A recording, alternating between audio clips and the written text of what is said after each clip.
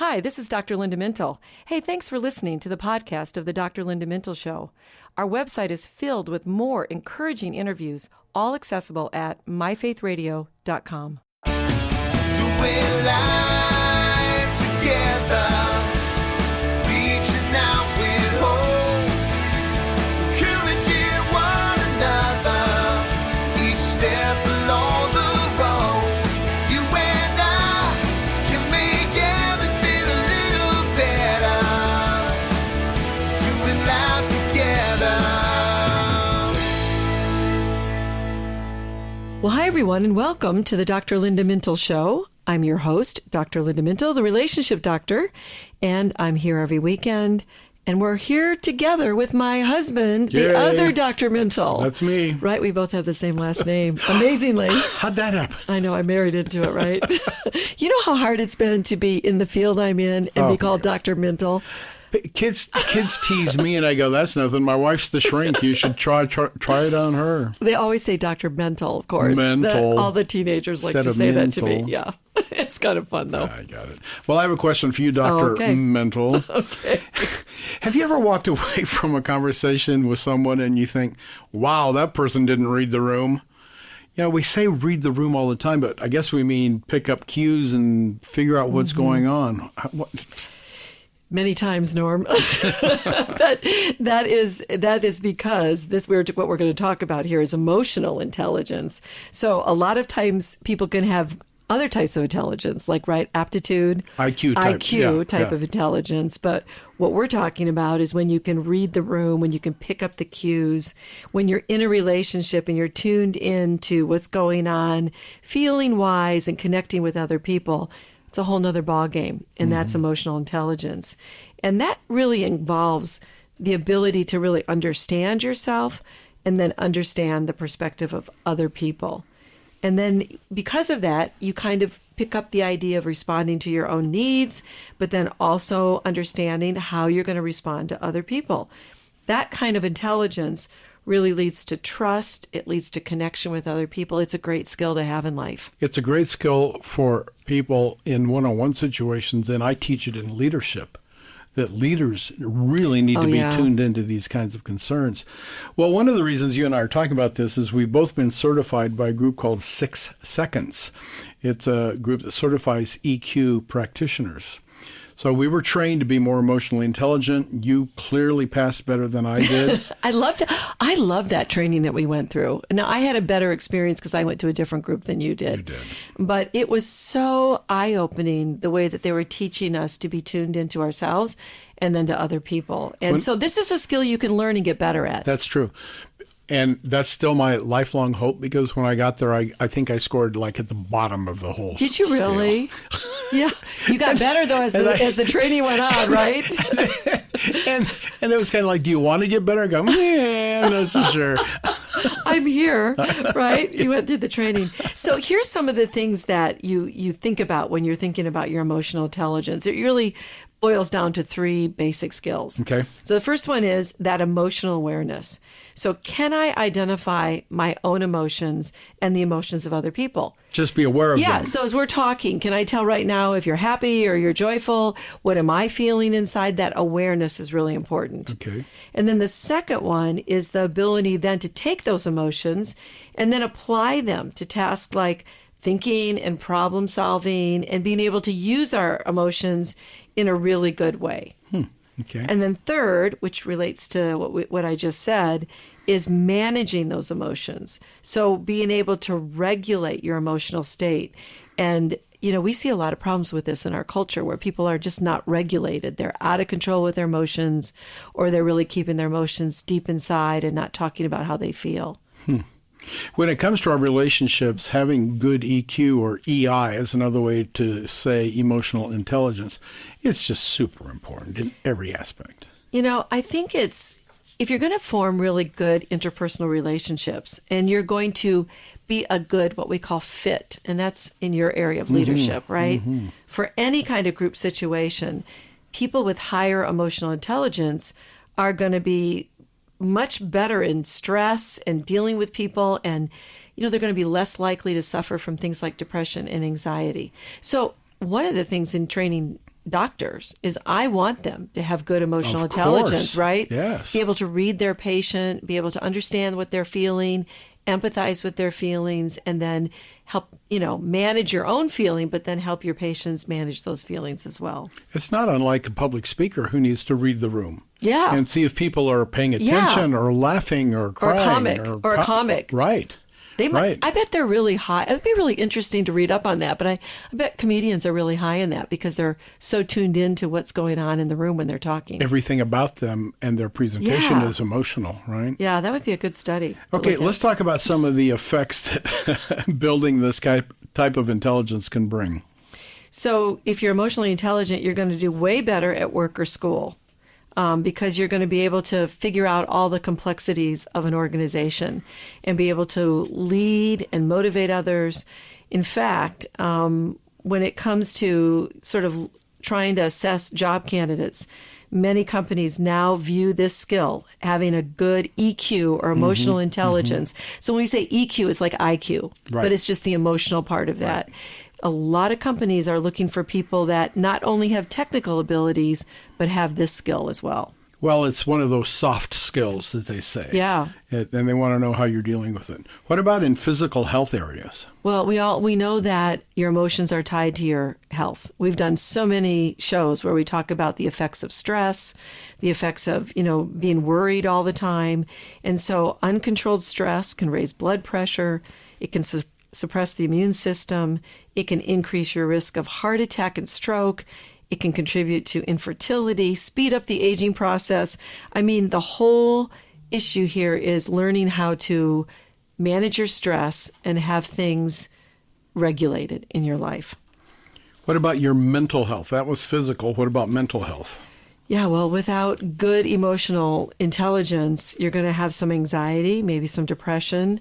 If you're unable to understand or be comfortable and manage your emotions, you're going to be at risk for relationship issues, problems, and you can end up feeling very lonely and very isolated. That makes sense. And how does EQ affect your relationships with other people? Just ask somebody in a marriage. Yeah, well, good point. Does my spouse have good emotional intelligence? Right. Because that's a lot of what I hear when I'm doing couples work is that they're not tuned into me. They don't seem to have empathy. They're not really communicating effectively. So again, if you both work at this, it can really make a difference in your relationships. So are EQ and IQ somehow related? I think that was one of the things that they talked about in our training, actually. Academic aptitude, which is IQ, actually has no connection with how people understand and deal with their emotions. So you can be very high in your EQ and not have... And not real smart? Well, and not have the highest. I'm saying it's one or the other. So it makes perfect sense because we've all met very clever people who had no idea of what was happening in relationships, right?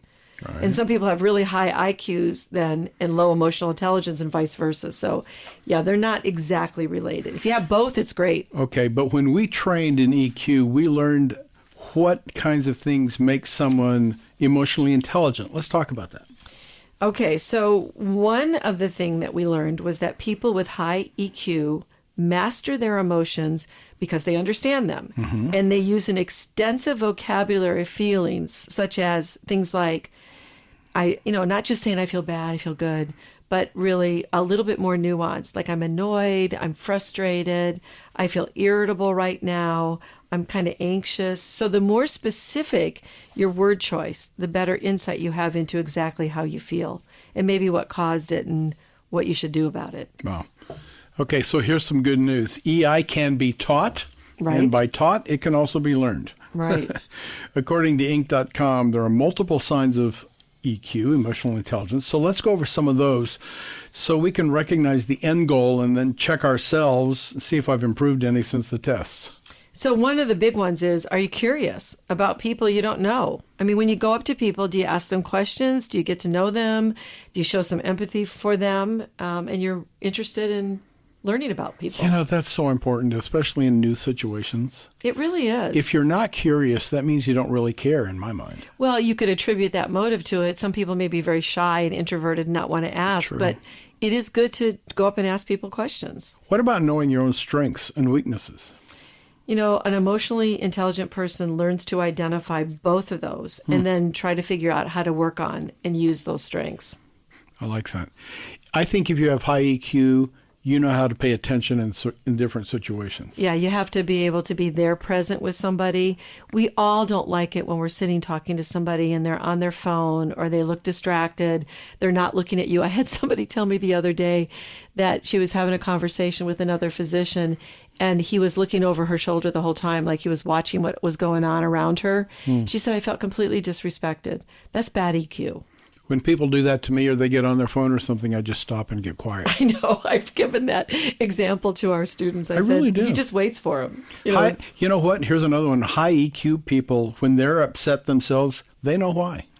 Yeah, they do. And part of the importance of that is understanding what is triggering you and where that's coming from. And then, there's another part of this, Norm, where you are somewhat motivated to learn more about these things, to regulate your emotions better. And you understand, which is so important in our culture today, that feelings should not take the lead. We do not reason by our feelings, but we live in a culture now where feelings dictate everything. Oh my gosh, everything. I have students all the time say, well, I feel like. I'm going, I'm not sure I care how you feel on that topic. I want to know if you know the answer. Right, but think about it again. It's like facts are gone, and truth, which we know to be part of our worldview, is not that important. It's always about how you feel, and that is not good emotional intelligence because feelings can't be trusted, and they don't always reflect reality. And they change. And they change from day to day. What about impulsivity? Boy, that is a real good mature sign of emotional intelligence because if you're just reacting to things, you're not thinking, you're just flying off the handle, you're getting defensive, all of that is really negative. So you want to be able to listen, to hear what people have to say, to use feedback in a very constructive way, and then learn from it and try to become a better person. Whew. That was a whole boatload of really good stuff. We're going to be back with more signs, but we've got to take a quick break. I'm sorry. I'm feeling emotional about this. More on checking your emotional intelligence when we get back. And this is Dr. James Cribbs, pain physician and co-author of Living Beyond Pain. Psalm 13, 1 and 2 is often the cry of the person in pain. How long, Lord? Will you forget me forever? How long will you hide your face from me? How long must I wrestle with my thoughts and day after day have sorrow in my heart? The psalmist concludes that he is not forgotten and that his suffering matters to God. God will sustain him and God will sustain you.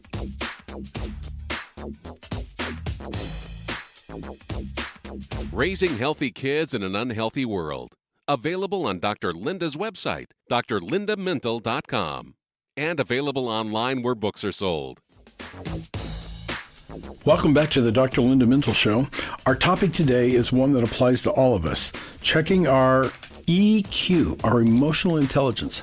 But before we get back to the conversation, let me remind you, you can check out Dr. Linda's website, drlindamintle.com, where you'll find her blogs, her books, her social media accounts. You can find out what she's thinking about and writing about every single day. That's right. And I love it when people come on and write comments and like things, and it's always fun to interact with everybody. Well, before the break, we were talking about the impact of emotional intelligence, and I think we have about 3 more to go over. Yeah, one of them, Norm, is that people with emotional intelligence realize when they've done something maybe wrong or insensitive, and they apologize. And then the other side of that is when that's happened to them, they're ready. Let's just say they're ready to forgive. That sounds awfully much like a Christian principle. It does. And a lot of this emotional intelligence is really backed up by the Bible in terms of the character that we're supposed to develop, because we can think of a lot of scriptures that say, be slow to anger, and that has to do with regulating your emotions. So if we just look at the things that are said in terms of how a Christian should live their life, a lot of those things would line up with these character traits. At the beginning of the program, I asked you if you'd ever talked to somebody or ever thought about somebody not reading the room. What does that mean in terms of EQ? It's really recognizing when you're in a group of people, like, is someone being authentic? Is someone being manipulative? Is there someone who's trying to control? Am I being played by this? Are these people I can trust? And I can go into a room and I can kind of get an idea of something feels off here or something feels good here, or I really think that this is a safe place to be. It's actually just reading that emotional sort of content of the room, of what's going on. And being accurate about it. Yeah. Yeah, because sometimes we can misread. Well, yeah, especially if we've been wounded by things in the past, we might project onto things that person's, going to do something to me or it's not safe. So again, it's really having a good sense of who you are and then being able to have your own awareness, but then take that awareness that you have and then make sure that you're also paying attention to what's going on in the other person. So this last one we want to look at sounds way, way, way biblical. You're interested in the needs of others and you're willing to serve. Yeah, it's not being self-absorbed. And again, we live in a culture where it's all, you could spend your entire day and night just doing things for yourself, right? You could get self-absorbed in Netflix and the food that you want and time carved out for yourself and doing everything. But emotionally intelligent people really look around and they see the needs of other people and they want to serve other people. Because it's a part of understanding what I need, and then you're very similar to me because we all have basic humanity, and we need the same types of things. So, because all of this sounds so Christianly and biblical, can you be a non-Christian and have high EQ? I think so. I mean, I really think that there are people who do not proclaim any type of faith, but they're very good at reading people. They may have grown up in families where emotions were talked about, they were modeled well, they were able to regulate, they didn't have a lot of overwhelming stress. I think we did a show once on adverse childhood experiences, and this is what puts kids at risk. They really never tune into what they need because it isn't a safe environment or they're dealing with loss or trauma or bad experiences. So if you don't have all that, you have really good models and parents, you can learn how to be emotionally intelligent. Well, let's talk how you do that then. Okay. Let's give some real specifics. I like to get real practical on this show. So one is, don't interrupt or change the subject. What? Yeah. Or moving on. So sometimes feelings are very uncomfortable. People want to avoid them. They don't really want to ask you how you're feeling. It's funny because I mentioned this the other day in class. I said something about, how you walk in and you say, well, how you walk by somebody at church and you go, oh, how you doing? And they go, blessed, or I'm okay. And then you find out they're crying in the bathroom. Right. So a lot of it is, being tuned in to the people. And when they are talking to you, really listening and not interrupting the conversation. What about judging feelings too quickly? That's probably something we should learn from, right? Yeah, I mean, not dismissing your feelings before you've really had a chance to think it through. So don't say, oh, I'm not angry. Wait a minute. If I think about it, maybe I am angry. Maybe that did really bother me more than I think. And then the same for other people. You shouldn't try to cut off their feelings because they're uncomfortable. So it's like not editing too soon. Got it. Letting it kind of play out and then seeing the whole movie rather than the edits. What about this one? Can we practice finding a connection between how we're feeling now and other times in the past where we've had those same feelings? Yeah, so I encourage in a type of therapy that I do, that's a well-known therapy where you're connecting your feelings to things that happen. So you can think, every time I see that person, I seem to get upset. Or every time my husband comments on the way I look, I feel this. So it's being aware of there are certain triggers, there are certain cues, certain emotions that you need to tune into, and you kind of say, where have I had this feeling before? What is this triggering in me? And doing that can help you realize what your emotional state may be, and is it tied to something in the past? And you learn from that. Yes. Yeah, that makes a lot of sense. Yeah. Listening to your body, you get a knot in the pit of your stomach. Yeah, so what's that about? Yeah. Don't ignore it. Don't ignore it. I mean, you might have, let's say they're going out on a first date, you might have anxiety a little bit there. Right. You should pay attention to that. That's okay. Just, the message you have to get, and this is another sign of emotional intelligence, is connecting your thoughts to your feeling. Because a lot of times your thoughts will prompt a certain type of feeling. So if you're having very negative thoughts, you're going to have maybe negative feelings or, worry or anxiety or depression or something. So you have to look at your thoughts. You also have to pay attention to your body and what is your body telling you. There's a very well-known book in the trauma work called The Body Keeps Score, which I love that title because it's saying the body is paying attention. So you need to pay attention to your body. What is it saying to you? That's a good one. I like this one for people who are almost completely emotionally unaware. If you don't know how you're feeling, ask somebody how you're feeling. I know, it really is it is sometimes work for people to do that because they're like, I don't know, I just feel blah, or I don't really know what I feel. A lot of times I'll hear people say, I feel bored. I'm thinking, is that really a feeling or is that just a state of mind? So if you talk about your feelings once in a while with somebody you trust, you're going to get more tuned in to what those actual feelings are. What about starting or ending your day with a self quiz of like, well, how am I feeling today? Yeah, you could do that. You could do like a scale of 1 to 10. How am I feeling this? Am I better today? Am I more upset than I was yesterday?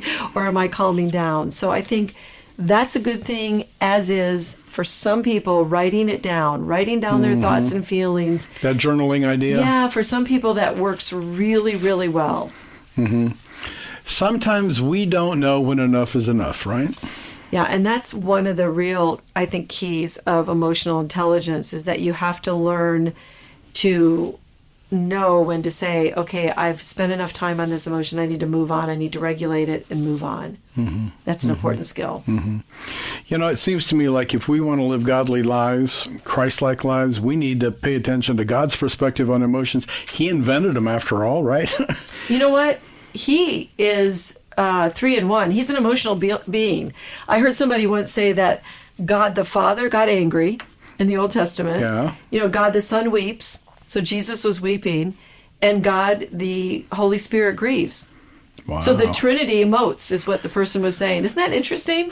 Never thought of it like that. I know, No. that's really good, I thought. And I bet we could go back and think about other things because we know that at times they're joyful and they sing over us. Yeah. The Bible even talks about Delight. Jesus dancing, delighting in us.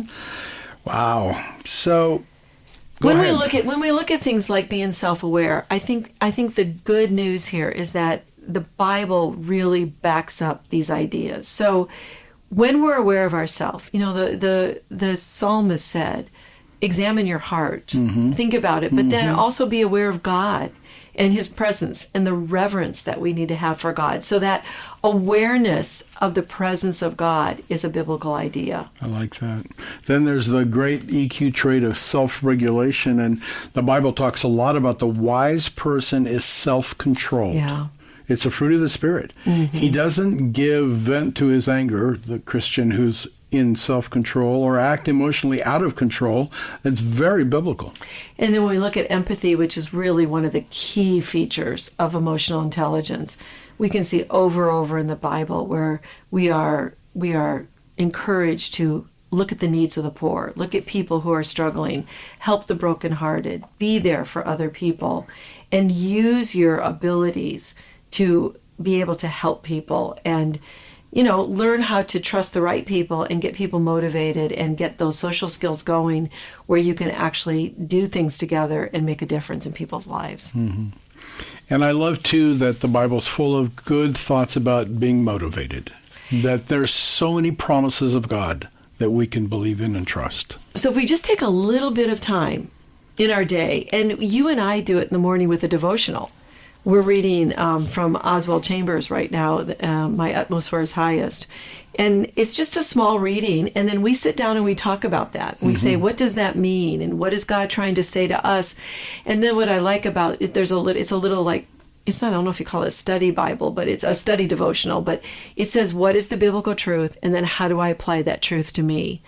And I really think that process is part of that emotional intelligence building, because we're thinking about what is Scripture saying to me and how is that informing my life, and what is it that God is trying to do, the good work that God is trying to do in me. So just take a few moments and think about where you are on that emotional intelligence, knowing that you can build it and you can grow in the Lord and with your relationships with other people. All right, well, that's all the time we have today. Many thanks to our producer and my co-host, Norm Mintle, who makes this show a conversation, and our technical producer, Katie Sims. From all of us here at Faith Radio, hey, we'll talk to you again next weekend. In the meantime, remember, we're doing life together, and it's better when you don't have to do it alone. Doing life together.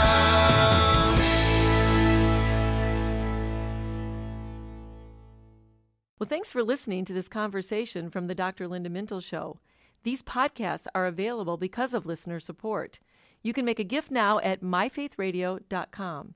And thanks for sharing this audio link with a friend and helping us grow the impact of the Dr. Linda Mintle Show. Also, take a moment to subscribe to the podcast today at iTunes or your podcast player, and you'll never miss a show.